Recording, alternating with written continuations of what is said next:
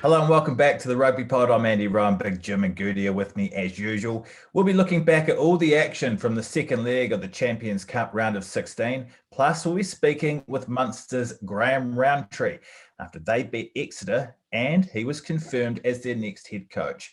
So settle back, enjoy, and make sure you're subscribed on Spotify. Pod. Rugby Pod. How's things, guys? How's it been influences in Dubai? Where are you both? Like camels in the night. That is all I know. One leaves, Camels?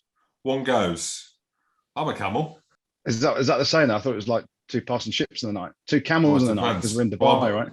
Well, and we're both hung, so there's an easy analogy. And it's the Arab nation of camels. Actually, I heard Australia's got loads of camels. Not that we want to talk about camels, but apparently so. Apparently they've got the most camels in the world in Australia. But Dubai, there's a lot of camels, I think.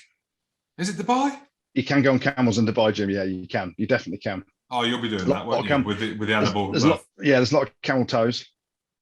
Yeah, there is. True. Very true. I was one of them. I added to that while I was there. But I'm back now, is what I should say. And before Goody can talk about the suite that he's in and, you know, the business class flights and the bloody G-Wagons picking him up from the airport, we had a tough time getting back, I'll be honest. Yeah, a couple of the kids weren't very well. And I felt like I neglected the children. I didn't realise it was so hot in Dubai. So firstly, big shout out to the Alantara. Didn't put as much on social media this time because wanted to... You're joking? No, I didn't. Yeah, I didn't put as much on. I put a couple of bits on, didn't I? And you were on social media the whole last couple of weeks.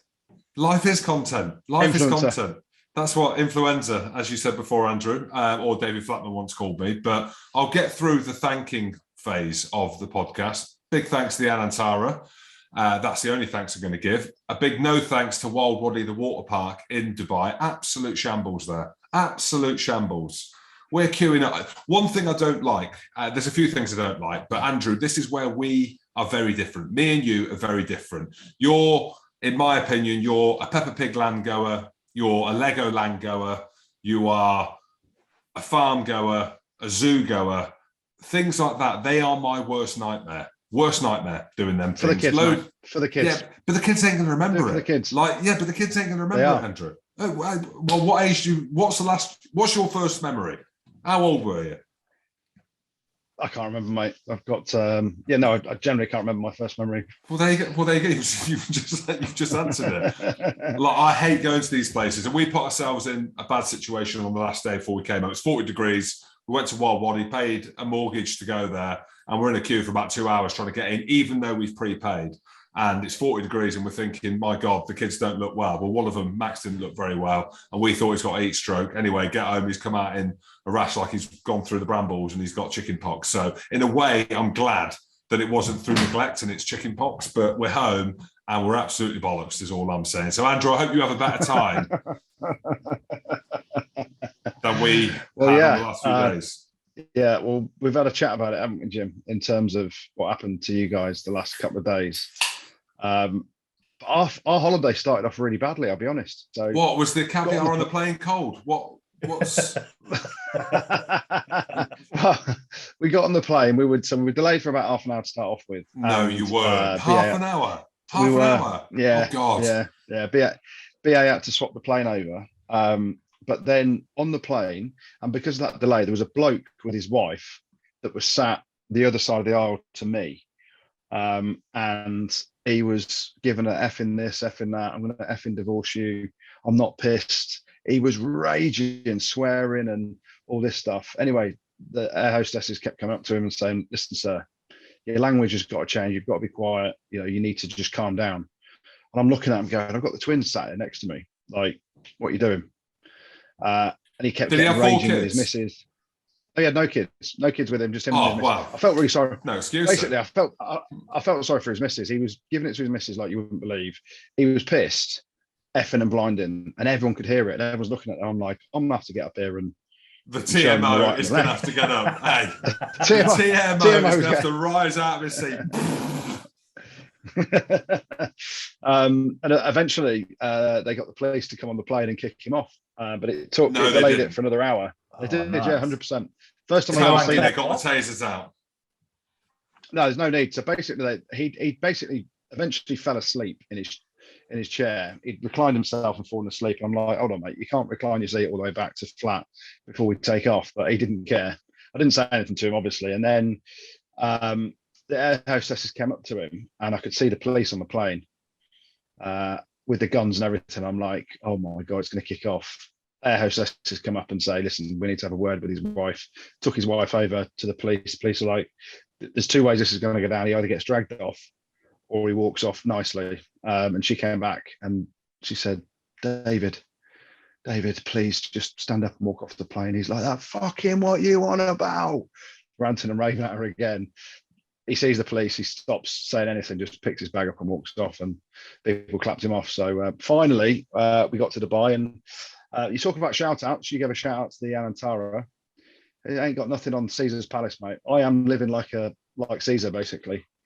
Are you feeling comfortable? You feeling like top off, get out by the pool, as in walk down the beach, top off, boobs out? Are you comfortable in the body that you've arrived in? Mate, I'm very comfortable. Looking around the pool again, you know, it must have been the same for you, apart from having Gareth Davis there last week. You're looking around the pool going, I'm in good nick. And I'm obviously not, but compared to the other people around the pool, I am definitely in good nick. And there's a lot of older men with younger women. I don't know how that works. I keep saying to the missus, well, you know, yeah, mate, I'm pretty happy, to be honest. I'm looking around the pool. I'm probably one of the youngest with kids, in the best shape of any dad here. And there's a few dads saying, where's Jim? Where's Jim? I said, that clown's gone home, mate. He's he basically came for a week, couldn't handle the heat, and he's fucked off home. So I'm only home for 2 days. I'm off to Centre Parks. Oh my God, literally more expensive than Dubai to go to Centre Parks. Is it really? Yeah. They ain't getting a shout out. Is all I know. Ain't happening.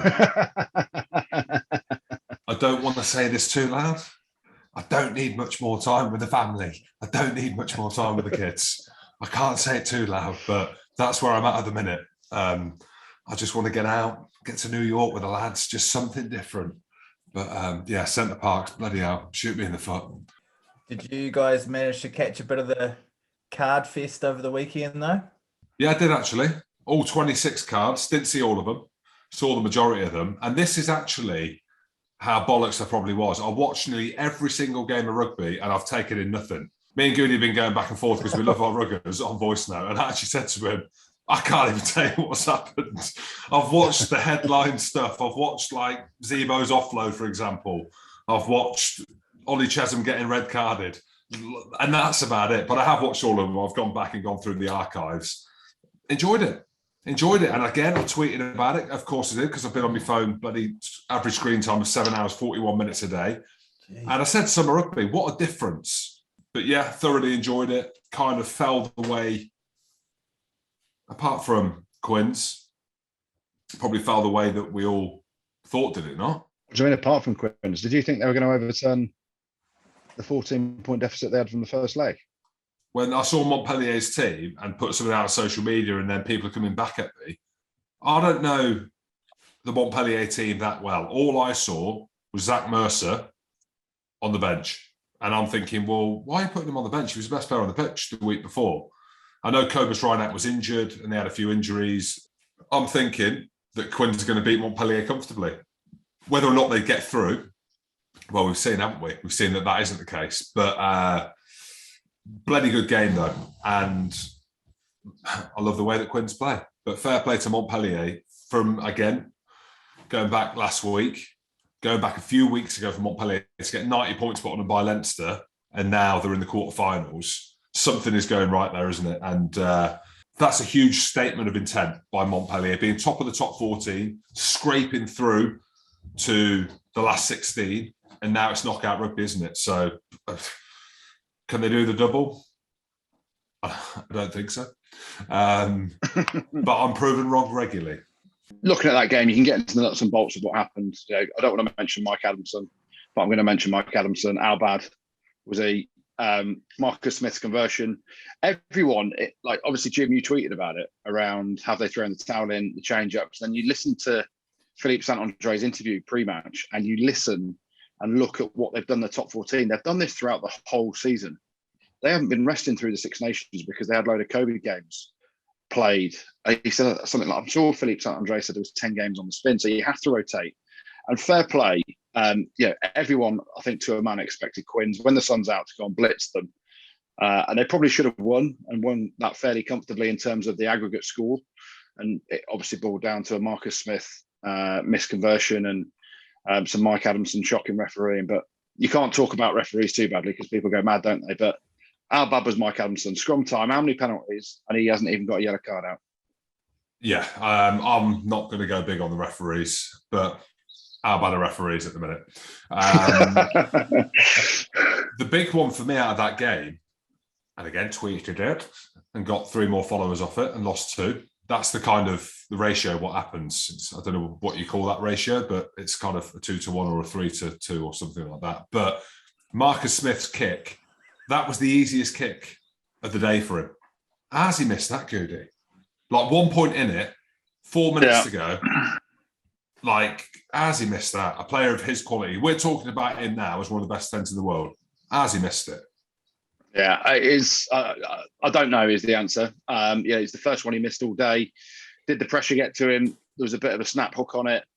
Even when you're watching it, the Quins fans are cheering because it looks like it, or they think it's gone over, and he's obviously hooked it to left. A massive shot, massive surprise. And you know what? It might check him a little bit around. I don't know is the answer. He's a wonderful player, wonderful talent. Goal kicking's never been an issue for him, but I was trying to think about it. How many clutch kicks has he kicked in a game where that's the winning kick? And you think back to other players that have done it, and I don't know, it's a massive learning for him in terms of he bubbles confidence, doesn't he? Like it just comes out of him everywhere. And you sometimes think that there's confidence, there's overconfidence. Did he not take his time? Did he not realise the severity of the kick? Did he just try and rush it because it was on the 15-metre line on the right side for a right-footed kicker in terms of the better side? I don't know, really tough, mate. And I've been there. I've missed kicks like that where you think it's just going over without a shadow of a doubt. And it will be one that will haunt him for a long time, unfortunately. So he'll get back on the horse. He's obviously pretty confident around what he's done and how he's playing, but ultimately it's cost him dearly, isn't it? What do you do after that, Goody, as a goal kicker when you've missed a conversion like that, a pressure conversion, something to win the game? What do you do as far as training to go back and make sure it doesn't happen again? I thought you said after a game you go and eat and drink and forget about it, and then keep eating, keep drinking.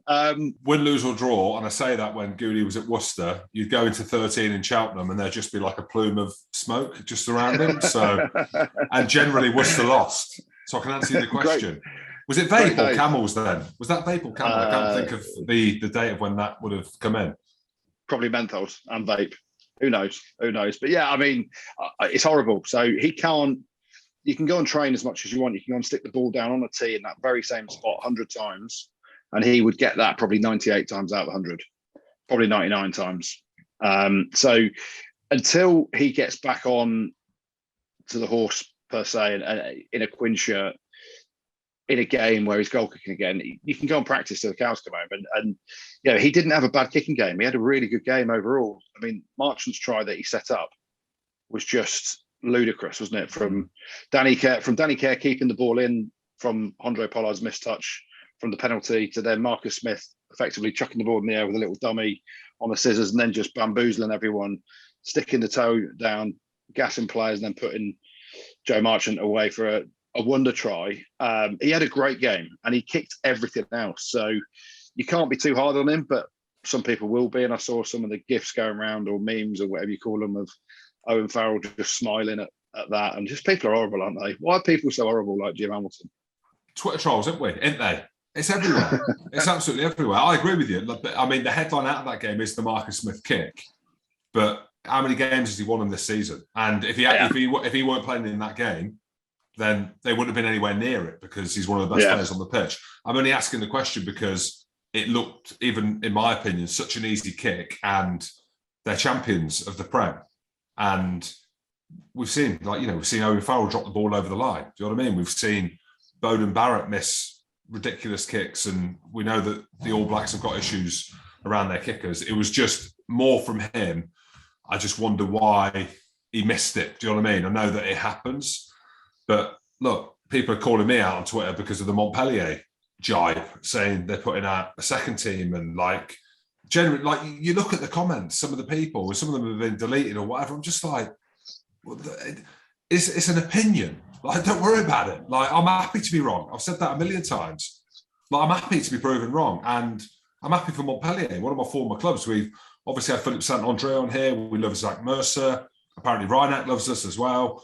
Paul Willemser, friend of the show, we've had him on. It's all about Montpellier, is what I'm trying to say. And fair play to them. Something is going extremely right at that club. You talk about opinions, Jim. Opinions, the saying goes, opinions like arseholes, everyone's got one. It's just that yours have had piles, right? They're gone now. So thank you. Thank you for your advice, Andrew. You blow my mind. You blow my mind. They're gone. I mean, still a bit itchy, but they're gone. Well, Ulster's gone as well, aren't they? Went down to Toulouse at the Kingspan. Unlucky for them. Tom O'Toole's red card sort of swung it in the end, didn't it? Oh, not a great game, but I enjoyed it. Not a great game in terms of a load of errors. And with Toulouse in town, you're thinking they're going for it. They're going to be 100% razor sharp. They're going to be on it. DuPont's going to be back on it. Intermac's going to be back on it. But they weren't. There was a lot of errors in that game. And everything was building for Ulster. Again, tweeted about it. Of course I did.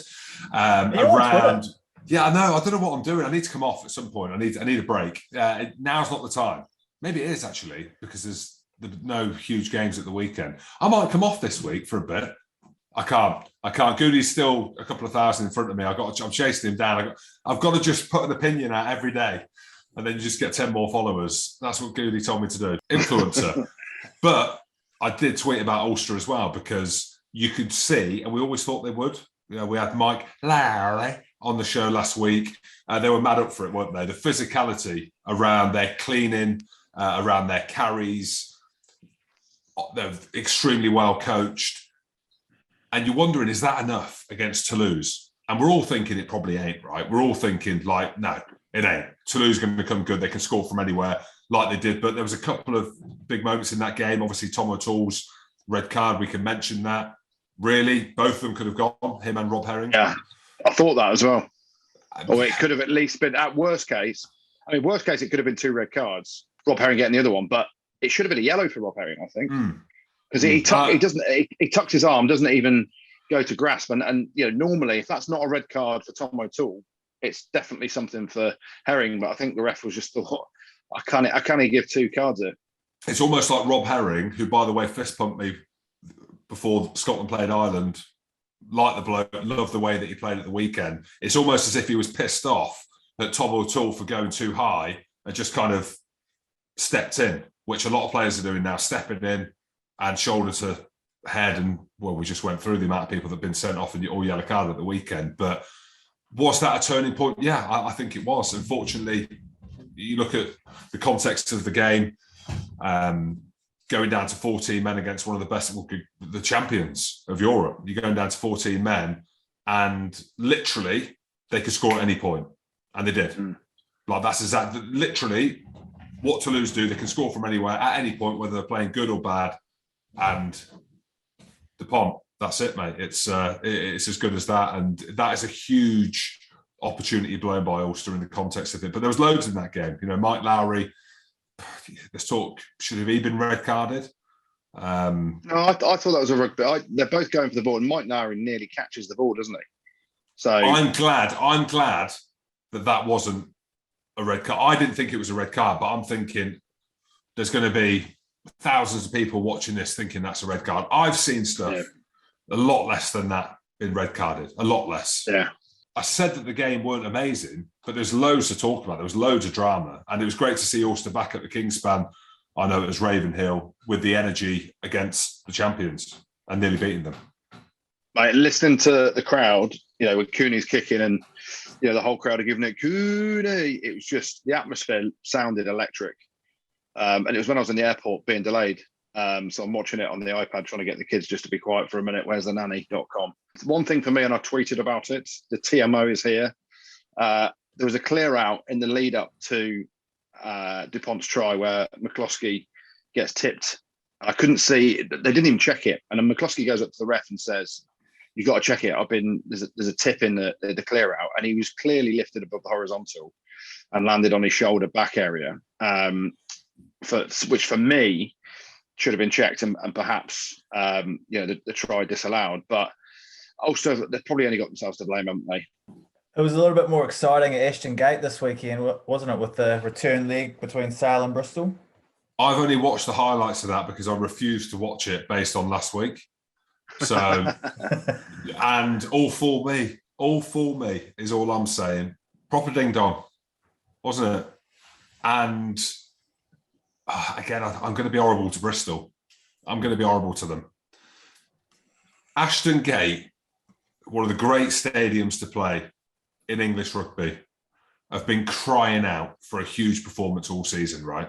So you're thinking, you're in Europe, you're in the Champions Cup, you've got Sale at home, you've just beaten them away, come home and finish the job.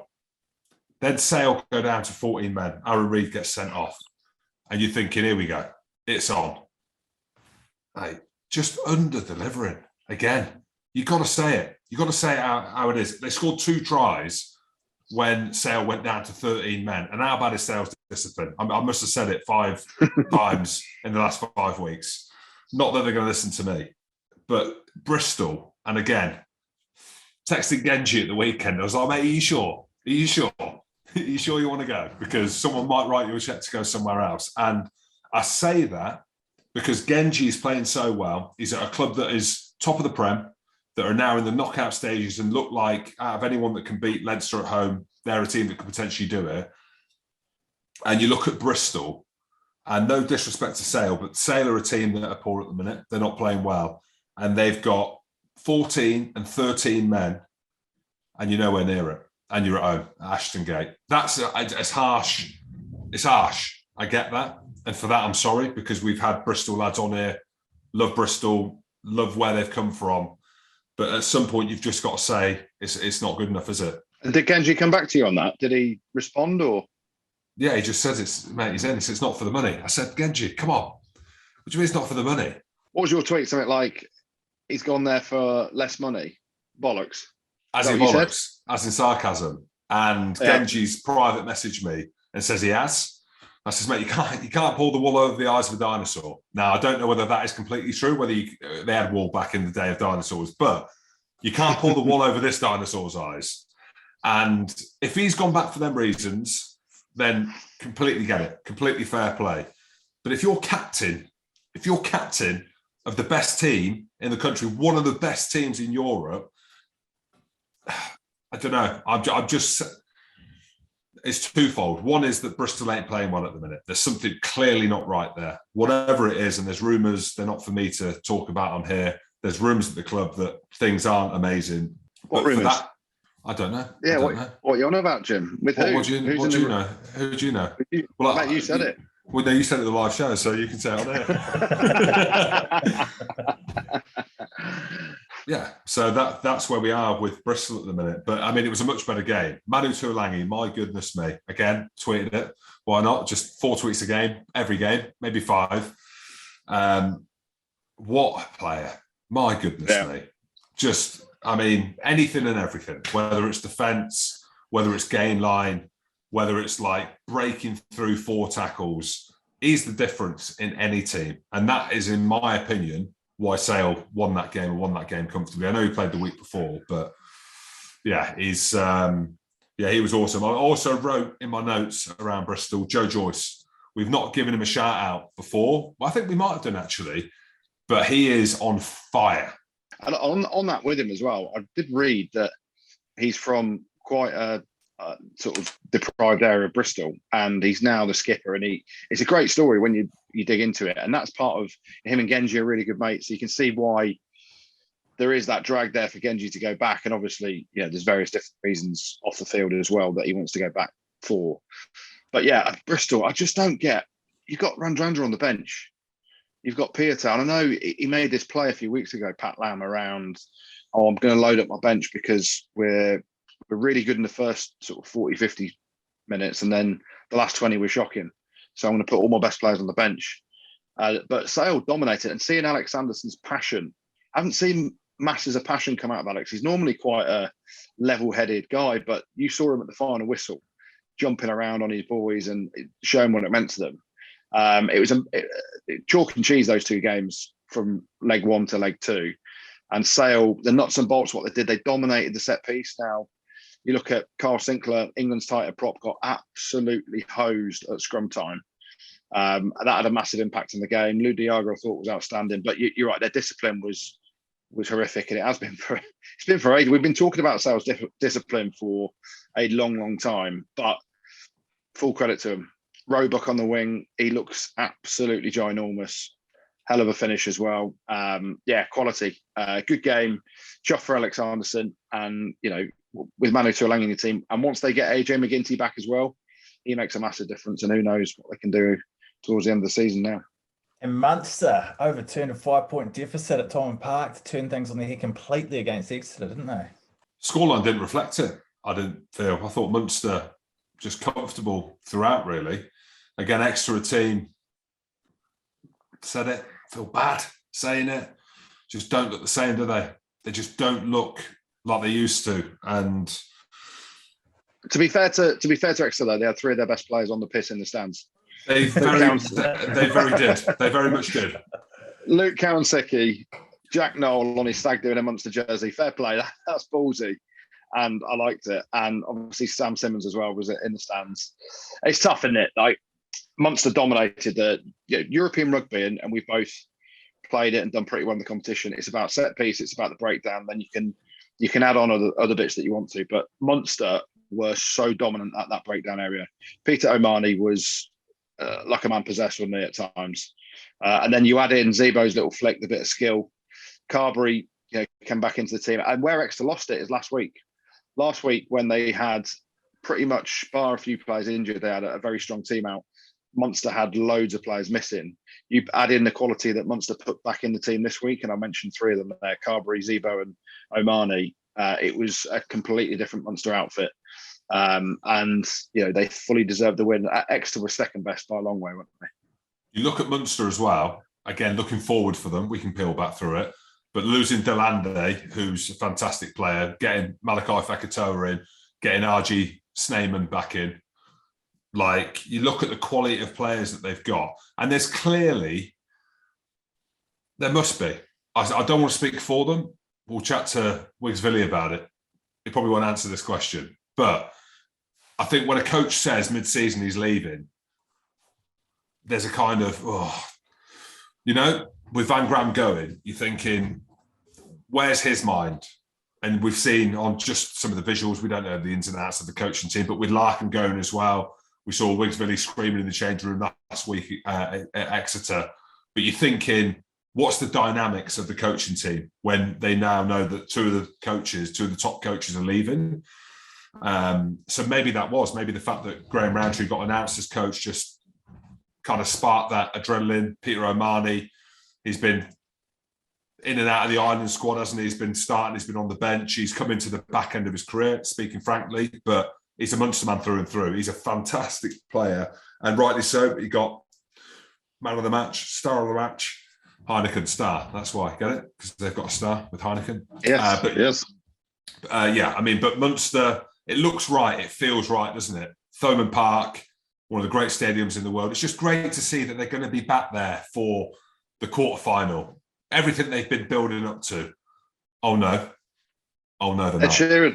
Ed Sheeran. Who's chosen to do that when you're in knockout stages of Europe with the rich pedigree? They're thinking They're thinking the coach is leaving. Larkham's going. Wigsvilly's just shouting, yeah, like Usher. It ain't happening.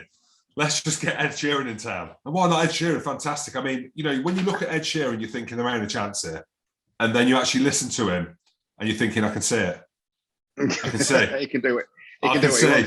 Yeah, I can see why you and Taylor Swift have had a thing. Like, it ain't, it's the music. Creative.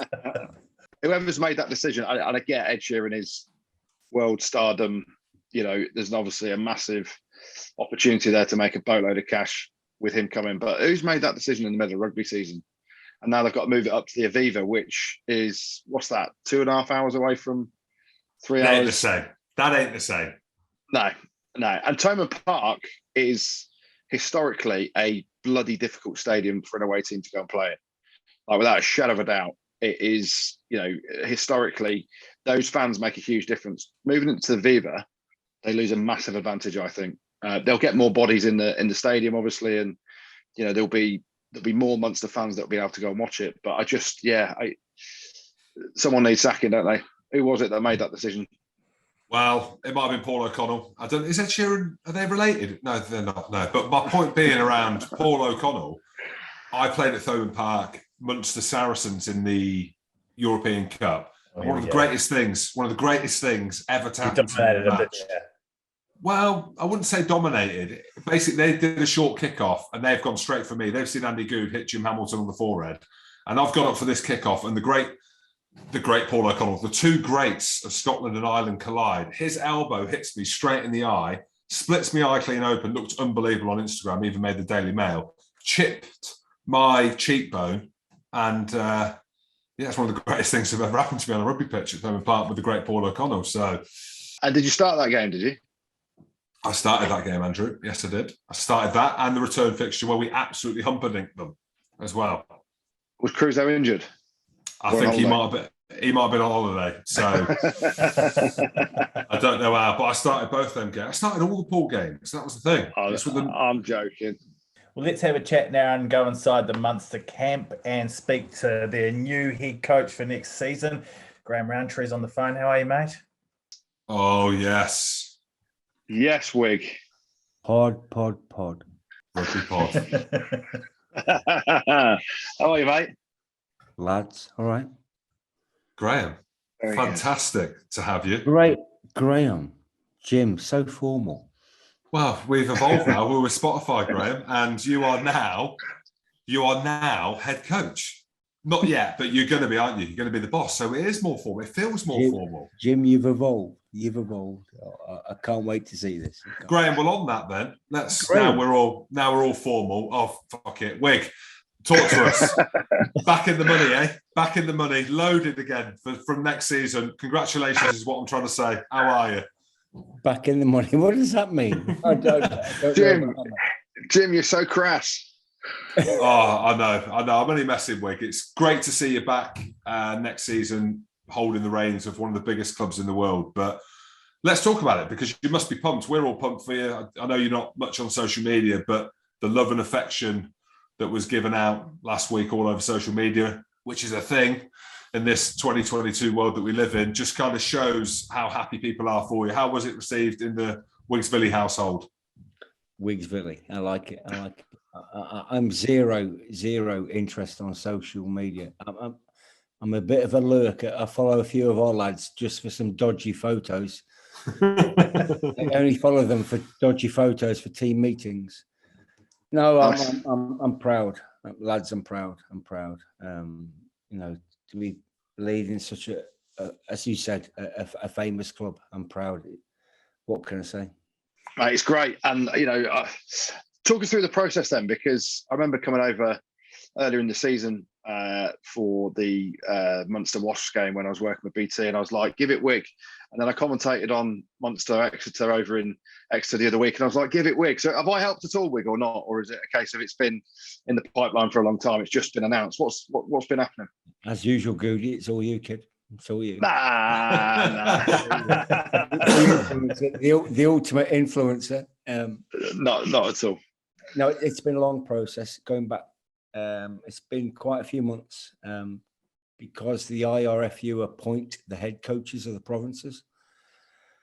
And there's been a lot of applicants, and rightly so. It's been a thorough process, but we're at the end of it now. Thank God, we're at the end of it now, and I couldn't be more proud. With the result to be leading such a great club. Yeah, well, there's no better man, Wig, and we say that. I've known you for many, many years, but you mentioned there that you're at the end of the process. What happens now with the other coaches? Can you share any of that with us? Like, what would be the dream scenario? We were talking about Paul O'Connell earlier. Do you want him back or what? Can't afford him. I'm sure. He's doing really well. And I always thought that was an inspired selection by Faz, selection for want of a better word, an inspired appointment by Faz. No, he's great. I'm speaking to people now. I'm not going to lie. I've been speaking to people for a couple of months. Within the whole interview process, I've got to have had a plan and put names forward. So I'm speaking to those guys now, and that's coming to a head now. That'll be sorted over the next couple of weeks. But until then, we just carry on as we are with the current dynamic with Johan. I love working for Johan.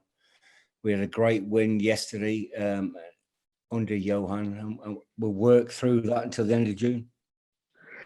It's interesting, isn't it? Because obviously, there's been some ex-pros from Munster that have, questioned what's been going on because they wanted a decision to be made.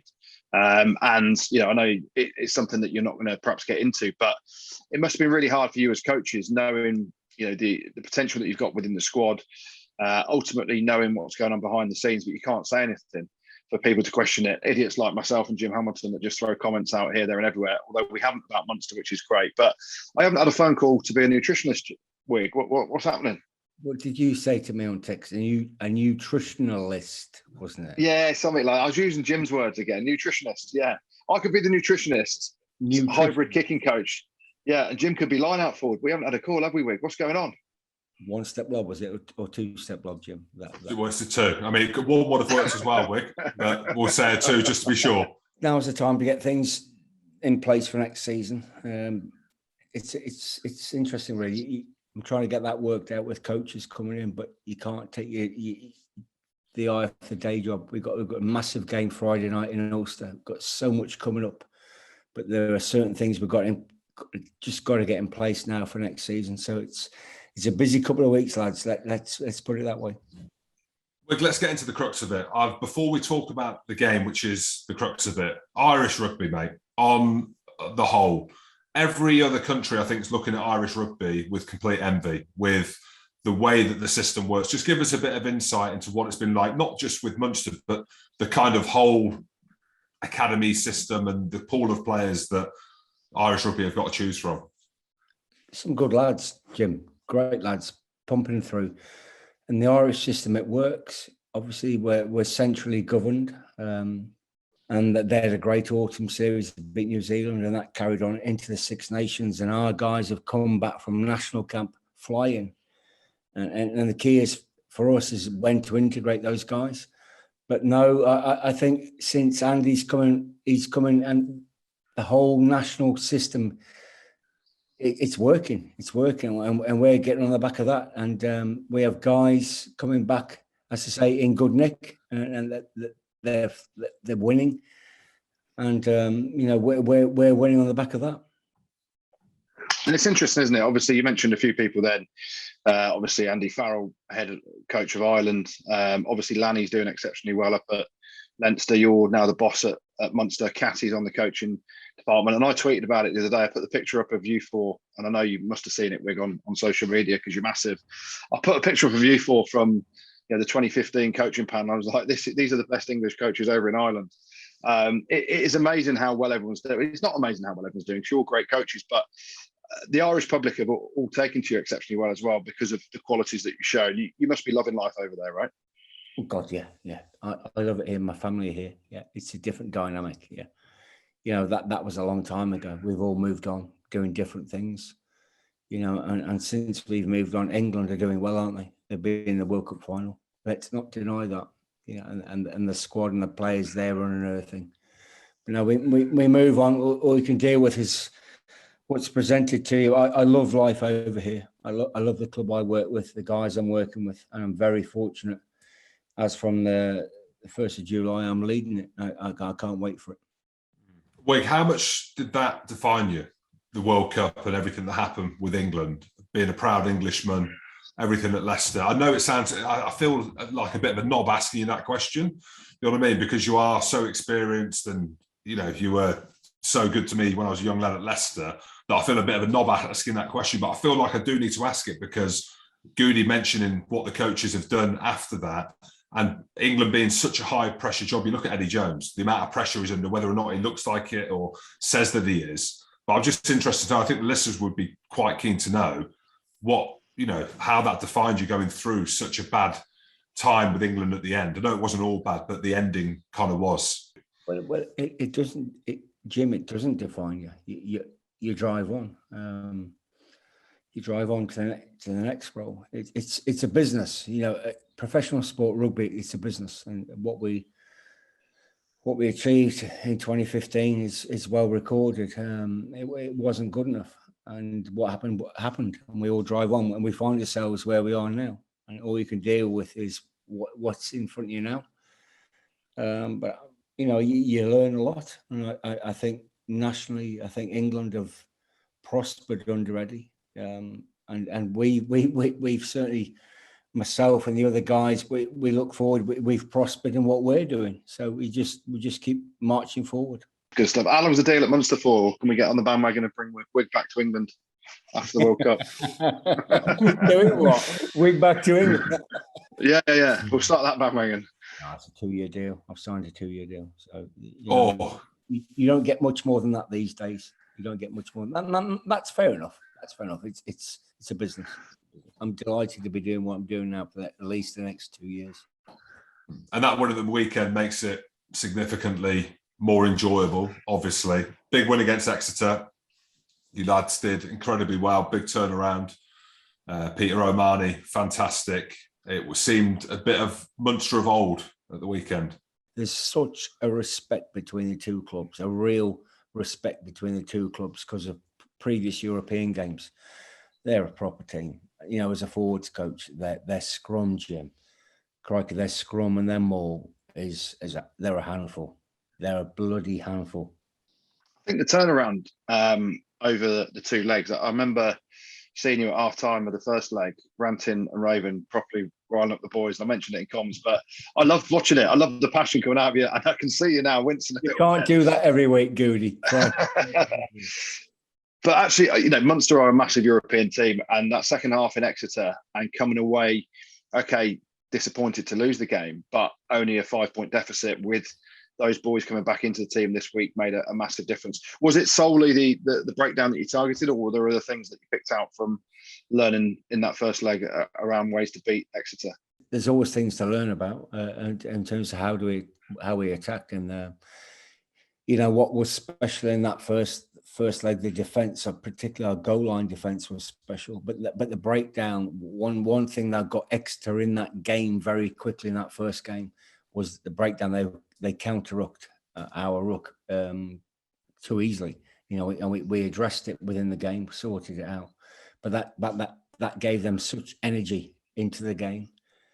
But no, I have nothing but regard for the team, just respect for their team. They're such a good team. They turn down points and goal. They go to the corner to take you on, and that as a mentality, that's hard to deal with. You mentioned the breakdown the week before, but the breakdown this week with our mate Peter O'Mahony. I'm going to show him the absolute respect. I know, idiot.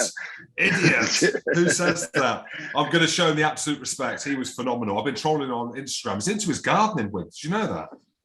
Did I know that? I spend most weeks. We'll show some gardening videos of Pete. He loves his garden. It's no denying he's a garden freak. I've played against Peter O'Mahony. We had a few battles over the years. So he's into his gardening. He loves his gardening, but he is tough as teak. Doesn't say much. What he says is spot on. But no, he sees things in the game. I remember being involved 2017 Lions. He was captain of that first test. He's special. He's great to work with. He's really good with our group at the moment. He came back from Island Camp. Doesn't say much. Leads by his actions. That's the way he operates. What's his favourite plant? Do you know? What's his favourite what? His favourite plant or his tree? Or what does he grow? What's his favourite thing? You must share that with you, no? Grass. talk about some of the players that are leaving but are coming. You've got an absolute monster in the kindness of kinds, Malachi Fekitoa, unbelievable signing. Who else do you reckon? Are you looking at anyone else? Are you thin on the ground in any positions? It's Snyman staying, he is, isn't he? Snyman, RG Snyman staying. What does Goody call Fekitoa? Fekitoa, is it? Yeah, Fekitoa or Feka selfie. I mean, if you want to look at some pictures, Jim, Graham, if you want to look at some pictures, Jim's got a picture of Malachi Fekitoa for you if you want. But we'll leave that aside. I don't think I need to. No, you don't, Wig. It's this new age stuff. You don't want to see it, mate. I'll just sign him back soon enough. No, we're good. There's nothing more to be done recruitment-wise. No, I'm happy with where we're at. We've got a great squad. We've got a load of good lads coming through. Just right about now, there's a load of lads pushing through, and we know what's coming through under that. We know what's coming through in the school system. It's a good project.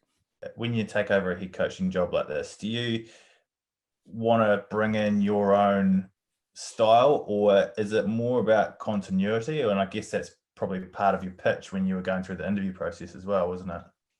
Andy, a bit of everything, really. You know, they kind of, the guys within the organisation, certainly the players, know my style, what I want to do.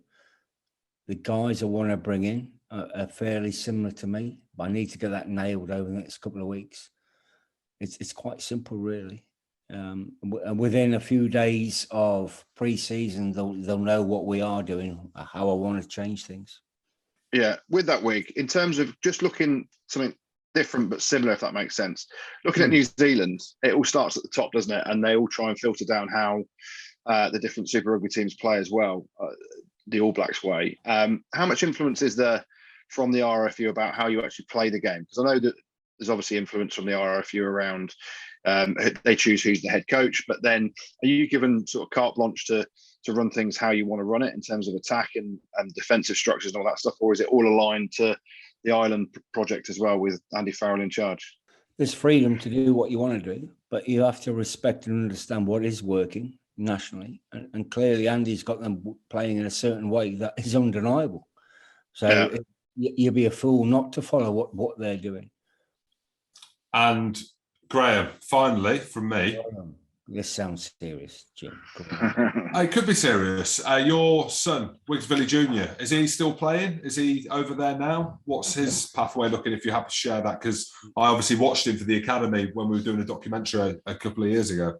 He's still in the Tigers development squad. He is playing at Loughborough University, where he's studying now.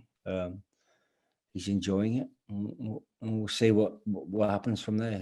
Luckily, his ears are looking in good nick. His ears. Where do you guys go up against Toulouse? They've got some of the biggest players in the world. I guess, when does the prep start for that? A good scrum half, haven't they? I've heard of this scrum half. Goes all right. Yeah, it's not bad. Not bad. Now, we'll deal with that as and when. The thing is, with where we are now, we've got big games every week. We've got Ulster. We've got a huge game within the URC table Friday night. We'll deal with them. Then we've got another big game the week after at Cardiff. Points matter, this URC table. You put the South Africans in there, everyone's got to get out to South Africa. It's all about what you can pick up down in South Africa. So the URC is massive at the moment. So we can't look further forward, Andy, from Friday night in Belfast.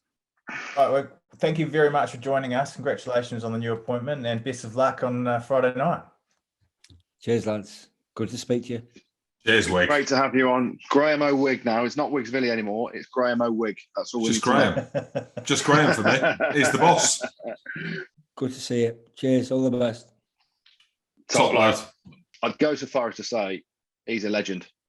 We say top lad a lot, but I know Wig listens to the pod. But he, from day one at Leicester, and he was the same with you, wasn't he? He looked out for young lads. You'll go around the world of rugby. Anyone that he's come into contact with in the game would only have unbelievable things to say about that bloke. From when he was a player to when he's a coach, he was obviously getting his first head coach role now as well. What an absolute legend of a bloke. Can't speak highly enough of him, apart from his ears. Horrible ears, but what a bloke.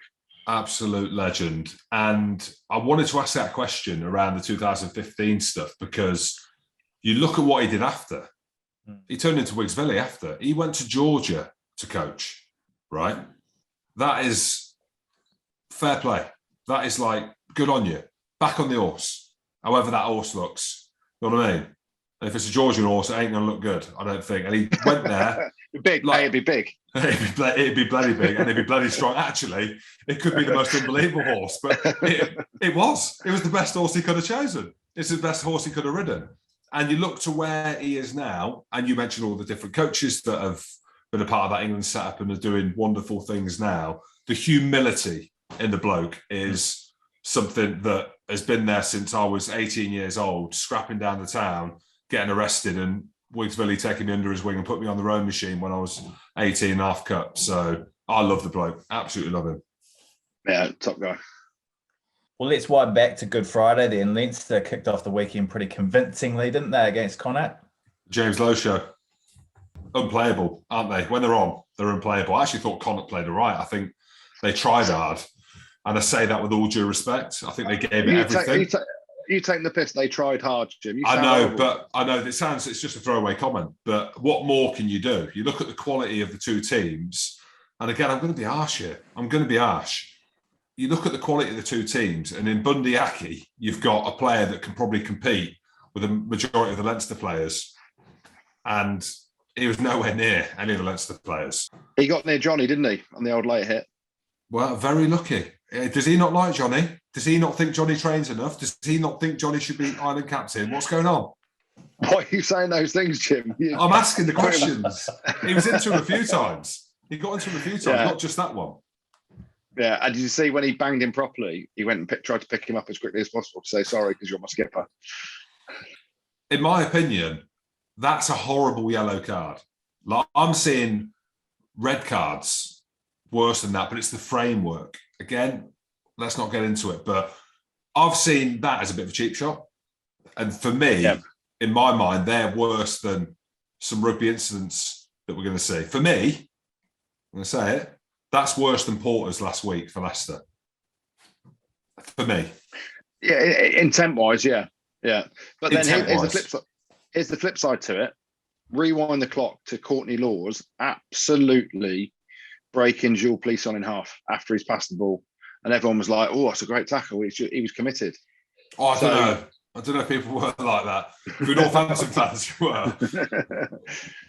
But yeah, it is a fine line across all these, isn't it? And there's no doubt, playing against Johnny Sexton, someone, you say it every week, playing against him, he's going to take the ball to the line. You've got to be physical with him. You've got to knock him back so he plays deeper, and that'll affect their attack. And obviously, Bundy Aki knows him exceptionally well from his Ireland days and thought, I'm going to get stuck into him. And as a 12, that's what you do. You'll go and be physical.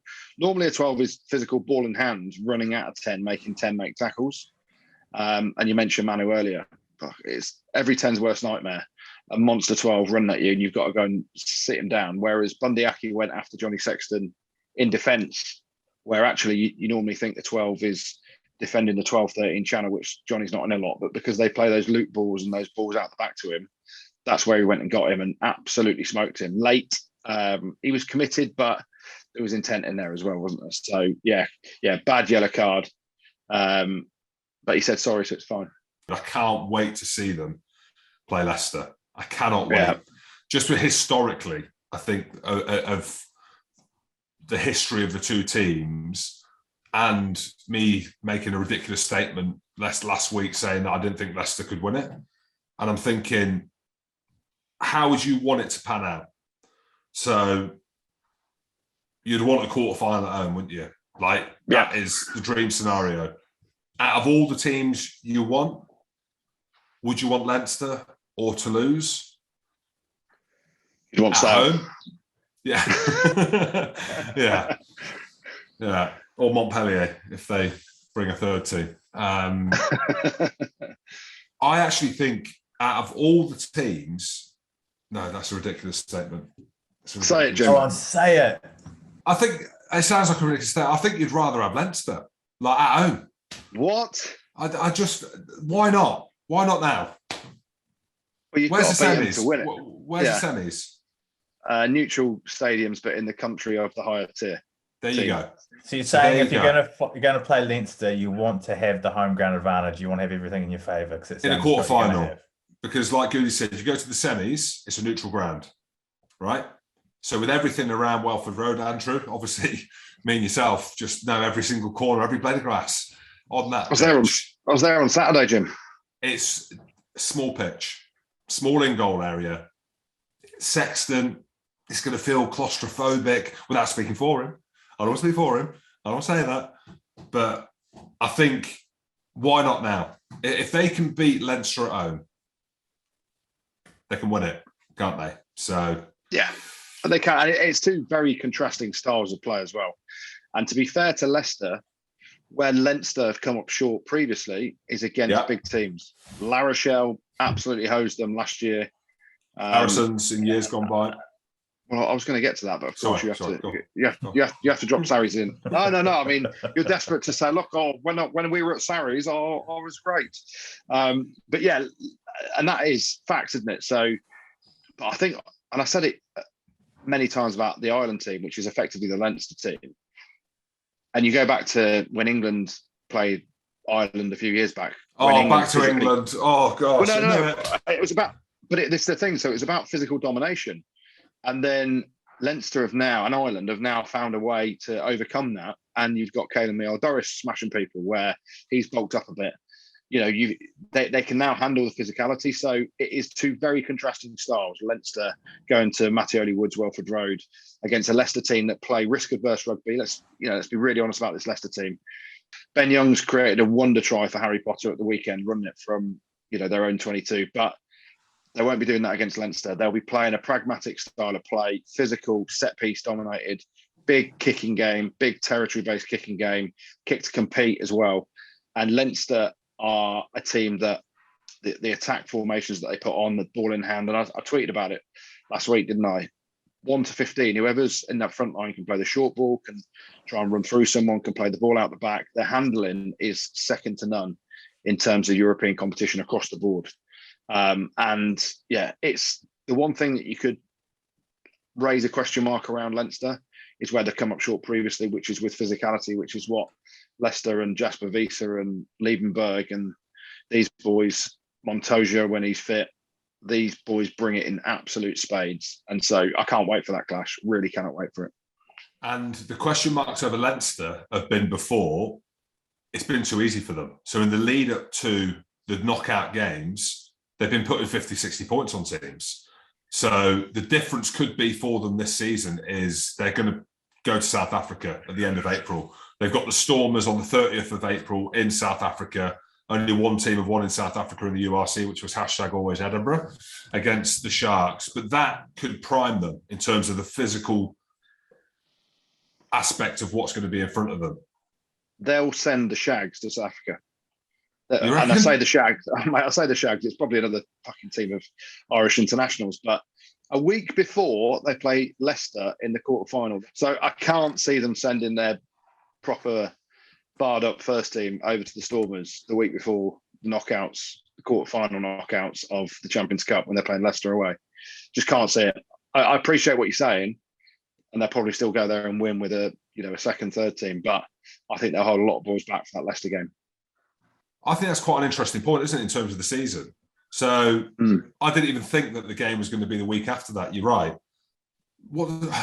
This is the crazy thing, isn't it? They've got to go to South Africa, like you just said, in the URC, and then travel. Of course, they're going to send the second team. You have, because it's obvious. I didn't put the two dates together, but you've just done that. So, or will they? Will they feel like they need a bit of physicality? Make it hard for them? No, they won't. Jesus Christ. Globalise the season and make it summer rugby. Well, Gertie, you were at Welford Road, as you said. Let's unpick that game a little bit. It was quite comfortable for Leicester in the end, wasn't it? It was. And it started off, and fair play, very similar to last week. Clermont absolutely threw the kitchen sink at Leicester Baptiste Janou, who's about 14 years old at scrum half, played unbelievably well. They put Morgan Power on the bench. So in terms of Clermont, they went there with a change-up pack. There was no Valmahina. They were missing a number of other players as well. And some of these young boys, the young bucks, stepped up and put Leicester under a bit of pressure. They were never going to overturn a 19-point deficit. The biggest issue for Leicester was the sunburn, because I was there and it was sunny, and the sun was beaming down on Welford Road. It was sweaty, and that was the biggest issue for them, really. But there were some good bits from Clermont. It was one of them that there was never ever going to be an issue with Leicester winning it, I don't think, over an aggregate score. Obviously the red card to Chesham, which was a clear red card, was unfortunate for Ollie Chesham, but rules is rules, as Michael Holford used to say. It's a red card. I just didn't see once Leicester had sort of batted off that early pressure, and when they were trying to mix it up, Aliverti Raka makes a ridiculous break from out inside his own 22, but Leicester just soaked everything up, didn't they? And that's what they've done. They've come from a really tough spot. We say it week in, week out, where they came from, finishing bottom pretty much of the Premiership over the last couple of years, had it not been for Saracens and all that stuff, to now being top of the Premiership, one of the top seeds in Europe. That performance last week over in Clermont, playing the way they play, it's back to the Leicester old school, isn't it? A dominant set piece, a strong kicking game, and then tagging on some decent attack once you've busted those holes open, where you're not trying to run it. Teams like Bristol try and just chuck it wide straight away. Leicester don't do that. They're risk averse in how they play, but they're bloody effective. And I feel like I'm repeating myself from last week. We ain't going to see anything different from Leicester. And you listen to Steve Borthwick before the game, and he's very drab in how he talks about stuff. And it's great to be back in front of our fans, and we just focus week to week on what we do. But it's what they're doing exceptionally well, and why they are winning games left, right, and centre this year, top of the Prem, home quarter final in Europe, and they're just that short mindset of week to week, getting wins and being effective at what they do. And everyone, the boys said it in commentary, everyone knows where they're meant to be in attack. The options, there's a lot of unselfish play that goes on there, which opens weak shoulders to attack on. That gets them over the gain line. And then, as Jim said many times, you want a decent team, sign some South Africans, and they've got a few South Africans that are pretty lumpy and good players up front, and made a massive difference to the team. One of the weaknesses, it seems, at Leicester, though, if there is one, and again, they picked it up on comms, and thinking forward to when we play Leinster, is around the breakdown, as in them channels where teams are picking and going, but running off 9. They got opened up a few times there. And I know it's easy to say, Raka picks a hole, goes through. Fritz Lee was making gain line a few times in that area. But that's where Leinster are unbelievable. They are one of the best teams in the world around 9, coming off 9, forwards, tip plays, back inside.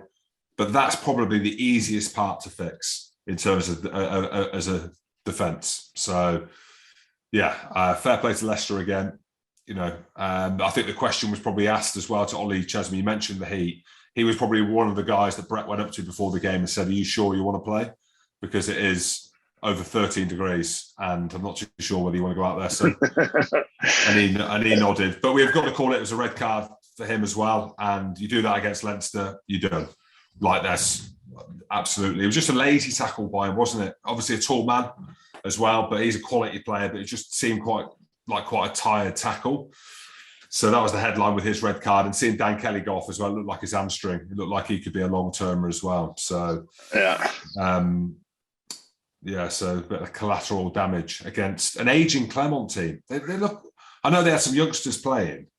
I know they're in a team in transition as well, but Morgan Power's only 32. I thought he was 42. Is he only 32? He's only 32. Yeah, that's what they said on comms.